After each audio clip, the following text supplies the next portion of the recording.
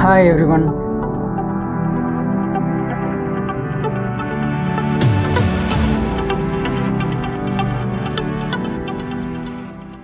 All right, let's talk about the invisible world of electronics. I'm talking about the tiny, unsung heroes inside our gadgets that really dictate how fast they are, how much power they use, and, how long the battery lasts on all the tech we use every single day. I mean, you've probably wondered about this, right? Why can one battery-powered thing last for ages while another dies in a few hours? Well, the answer, believe it or not, comes down to the exact same fundamental building blocks. It is all about the tiny, microscopic choices that engineers are making. And it all starts with one core idea. And that idea is active components. Think of these as the brains and the nervous system of any circuit board. See, unlike a passive component that kind of just sits there, active components are the decision makers. They're the ones managing power, processing signals. They're like these microscopic gatekeepers for electricity. Now, in this world of active components, there are really three superstars that do most of the heavy lifting. We're going to get to know them, because if you can understand these three, you've basically unlocked the key to understanding all of modern electronics. So let's meet the team. We've got the BJT, or bipolar junction transistor. Then there's the MOSFET. That's a mouthful. The metal oxide semiconductor field effect transistor. And finally, the IGBT, the insulated gate bipolar transistor. Now, at their core, just think of all three of these as insanely fast little electronic switches. They can flip on and off millions, sometimes billions of times every second. But how they do it and what they're each good at, well, that's where things get really interesting. So, if you're an engineer, how do you choose? It's almost never about which one is the best. It's always a game of trade-offs, of physics and efficiency and finding the absolute perfect match for a very specific job. And the stakes in this game are incredibly high. And it almost always boils down to two huge trade-offs right here: speed versus power. First, how fast does that switch need to flip? And second, how much raw electricity does it need to handle when it's on? Let's see how our trio stacks up. Okay, so this table really shows you the different personalities of these three components. Look at that top row, control method. The BJT is current controlled. That means it needs a constant little sip of power just to stay on, kinda inefficient. But the MOSFET and IGBT, they're voltage controlled. You just give them a voltage signal and bam, they switch, way more efficient. And that ties into the next row, input impedance. You see high and very high for the MOSFET and IGBT. All that means is that they are super easy to control. They barely use any power to get them to switch. And finally, you can see the MOSFET is the absolute speed king. It's the fastest. While the IGBT is the muscle, the powerhouse, handling really high voltages over 600 volts like it's nothing. Okay, enough with the charts and tables. Let's see how all this theory actually plays out in the real world.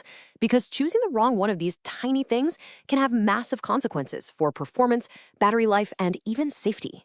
So, here's a classic problem. You know that feeling you get a new portable gadget and the battery life is just awful? Well, the engineers tracked down the problem to one single component that's just silently bleeding power all day long. And the culprit? It's a BJT. Remember how we said it was current controlled? It needs that constant bias current just to stay on, and that's the power drain. So the brilliant recommendation is to swap it for a MOSFET. Since it's voltage controlled, it takes practically zero current to stay in the on state. It sounds like a small change, but it makes all the difference. And here's the impact. Get this. That original BJT, just by existing in the on state, was wasting 200 milliwatts of power. Now that might not sound like a lot, but in a small battery-powered device, that is a huge deal.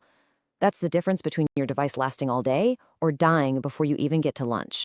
And the new MOSFET? It wastes only 20 milliwatts to do the exact same job. That's a tenfold, a 10x improvement in efficiency just from swapping one tiny little component. That is how you get incredible battery life. All right, on to the next challenge. Let's say we need to build a controller for a really high-powered electric motor. We're talking something for an electric vehicle or a big industrial machine. The absolute key here is managing enormous voltage and current without the whole thing, literally melting down. So the first design tries using a high voltage MOSFET, but under a heavy load, it starts getting crazy hot. And that's because its internal resistance just skyrockets at those high voltages. So the solution is to bring in the muscle, the IGBT. At high power, the IGBT runs way, way cooler, and it's much more efficient in this specific situation. So how do they make that call? Well, engineers have this critical rule of thumb. They look at the switching frequency. If you need to switch faster than about 20 kilohertz, you got to stick with the speedy MOSFET. But for most big motors, which run slower than that, the cooler, more efficient IGBT is the hands-down winner. It's that simple of a check. Okay, our final scenario is something engineers deal with constantly, especially these days. The perfect part you designed your entire circuit around, yeah, it's suddenly out of stock. Everywhere.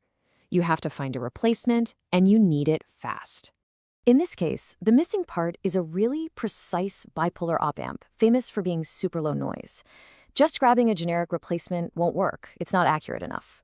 But a savvy engineer suggests a zero-drift CMOS op-amp. Now, these things are brilliant.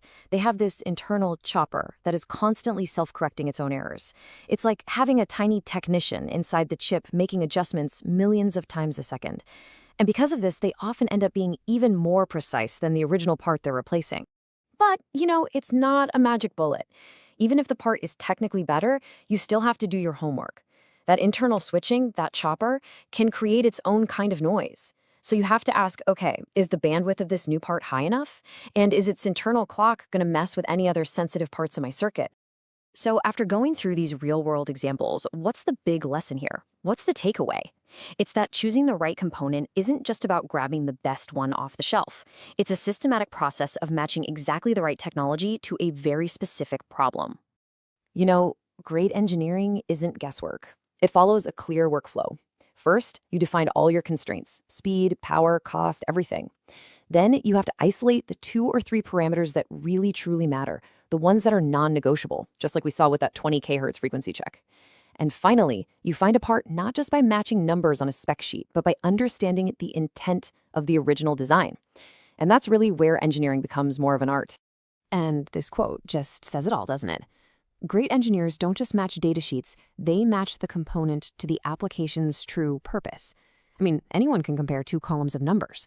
A truly great engineer understands the why. They get the physics, they get the real-world trade-offs, and they pick the part that best serves that ultimate purpose. So I'll leave you with this question. The next time you pick up your phone and it feels incredibly fast, or you touch a device and it's running a bit hot, or you're just amazed by its battery life, take a second and think about the millions of invisible switches inside. Think about the engineers who weighed all these trade-offs and made countless tiny but absolutely critical decisions that made that piece of technology possible.